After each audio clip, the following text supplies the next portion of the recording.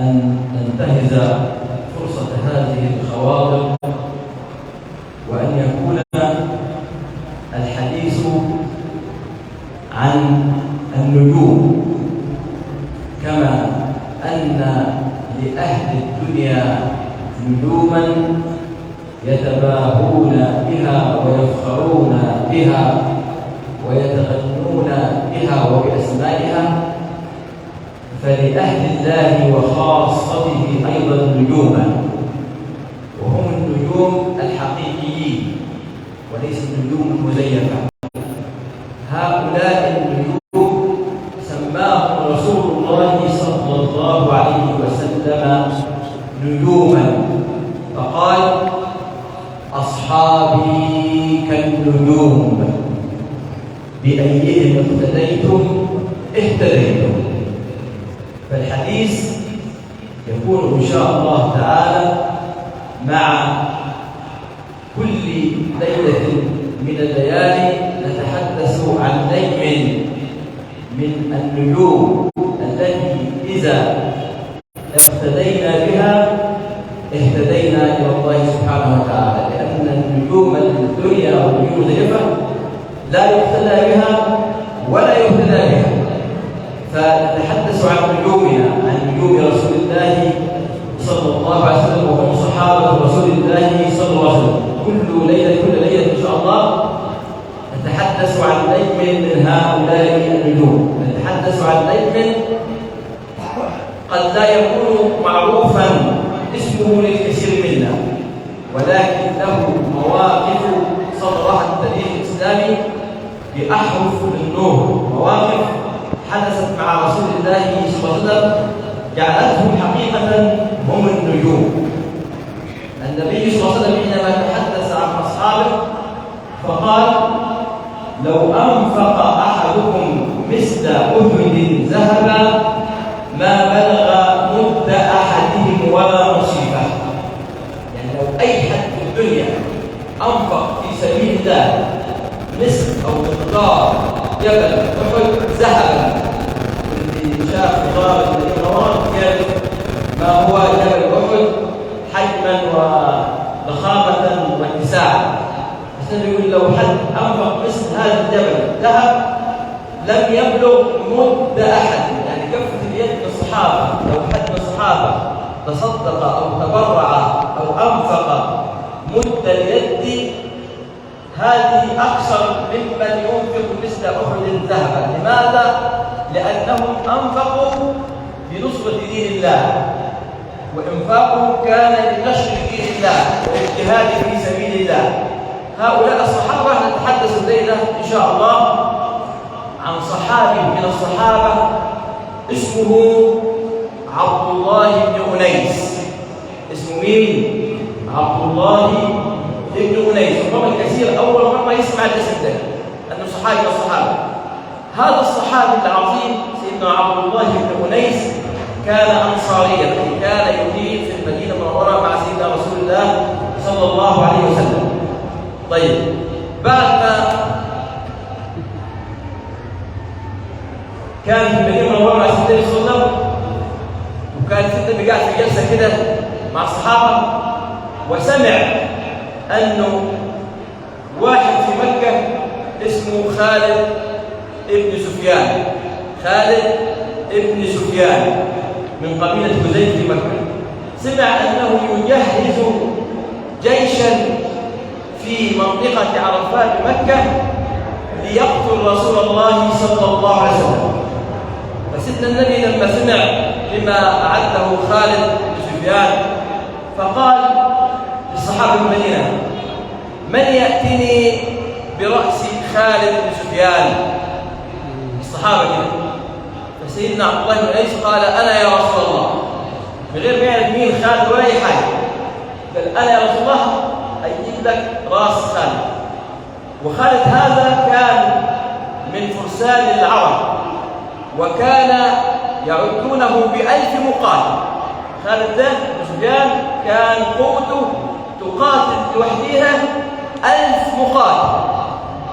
عشان كده بيقولوا كانوا زمان النساء يخوفون به أطفالهم قديما، يعني العيل يقول له هتنام ولا يجيب لك خالد كده، يعني كان من شجاعته يعني. فسيدنا عبد الله بن أنيس قال أنا يا رسول الله أنا أجيب لك راس خالد ده، ولكن يا رسول الله المشكلة أنا مش عارفه، أنا مش عارف شكله، فوصفوا لي عشان أعرفه.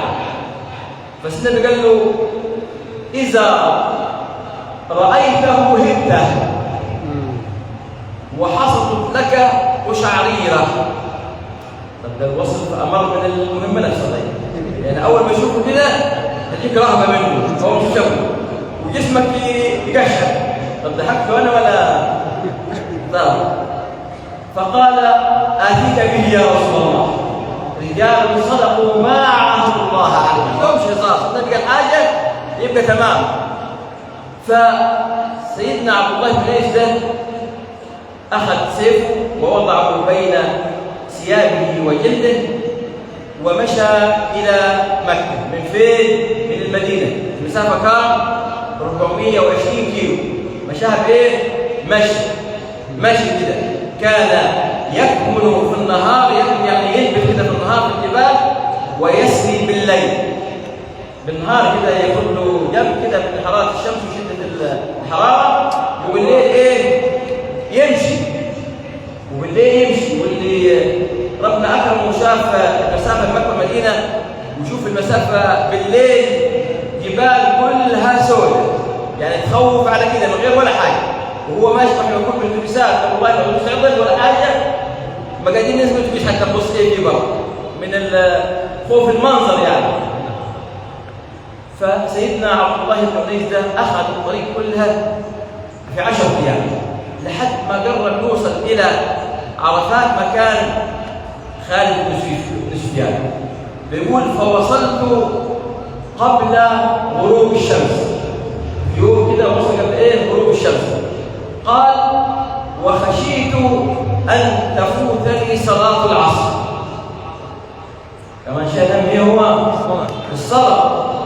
هو رايح فين؟ رايح مهمة يقاتل. طب والله شغل يعني يوم الوضوء اصلا، هو مش خليه يفكر في الصلاه.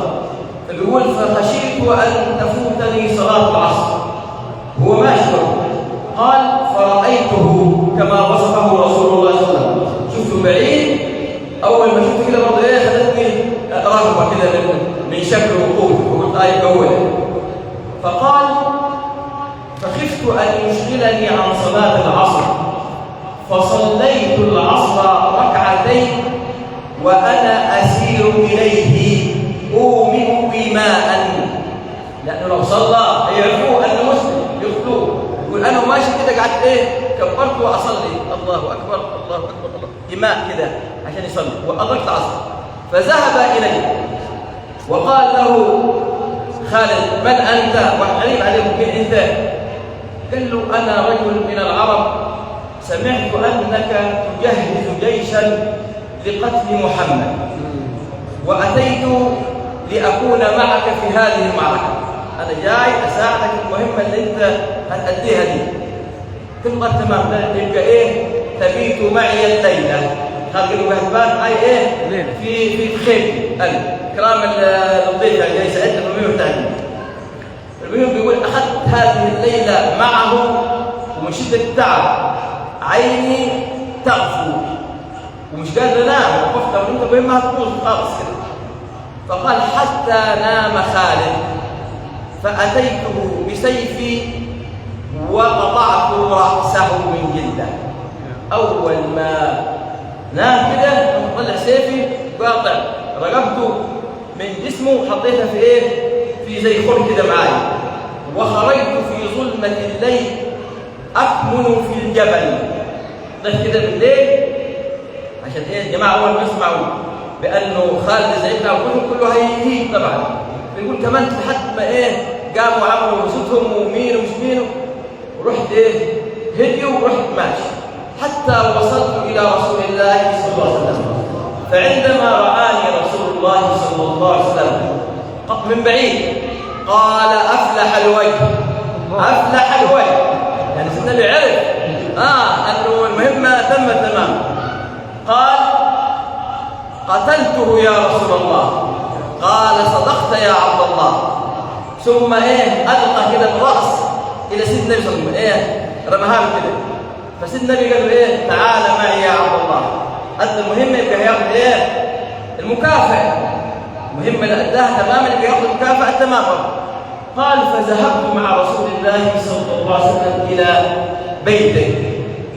النبي صلى الله عليه وسلم كده نظر يمين وشمال فوجد عصا في البيت ده، وجد عصايه كده مرميه في الشارع في البيت. فقال له خذها يا عبد الله، خذها يا عبد الله. قال واجعلها معك لا تفارقها، خذ العصايه دي خليها معك على طول. تمام يا رسول الله. خرج بالعصايه كده والصحابه بره يجوا معاه الصحابه، قالوا ما هذه العصا يا عبد الله؟ قال اعطانيها رسول الله صلى الله عليه وسلم. استدعى الدهان، قالوا طيب اديها لك ليه؟ والله ما اعرف، انا قلت هيديني حاجه كبيره جوه ولا مكافاه ولا مكافاه عازم باليورو اللي قد خالد ده، فاداني العصايه بس. قالوا طيب اسال رسول الله لماذا اعطاك هذه العصا؟ بالك ما سمعش ابدا. قال فعدت إلى رسول الله صلى الله عليه وسلم وقلت يا رسول الله ما أفعل بهذه العصا؟ أعمل بهذه؟ قال يا عبد الله علامة أعرفك بها يوم القيامة. أهل علامات، أهل المكافآت. أول ما في يوم قيامة كده في شدة الزحام والناس ترفعها بس كده فوق كده وأشوفها وأعمل علامة أعرفك بها يوم القيامة يا عبد الله قليل في الجنة المتكئون وأنت منهم يا عبد الله. يعني قليل اللي في الجنة هيكون ماشي بعصايته كده يتمخضر وأنت من الجماعة اللي يتمخضروا في الجنة. فقال سيدنا عبد الله فوالله جعلتها مع سيفي لا أفارقها ولا تفارقني أبدا، وأوصيت أولادي إذا أنا مت فغسلوها وكفنوها وادفنوها معي. يعني دي عشان العلامة دي بتاعت النبي صلى الله عليه وسلم القيامة. أول ما رفعها كده في الموقف العظيم عبد الله تعالى من بعيد، فكفنت وغسلت ووضعت على بطنه على كفنه ودفنت معه رضي الله عنه. ده مين ده بقى؟ سيدنا عبد الله ابن أنيس رضي الله عنه. هؤلاء هم النجوم الذين سنتذاكر سيرتهم بإذن الله في بقية أيام رمضان إن شاء الله لنعرف فضل هؤلاء النجوم. مش النجوم اللي مرة في المسلسلات والأفلام، والله نجوم أبدا دول، والله نجوم. هؤلاء هم النجوم حقا. نقتدي فنهتدي بهم إن شاء الله تعالى. وصلى الله على سيدنا محمد النبي الأمي وعلى آله وصحبه وسلم.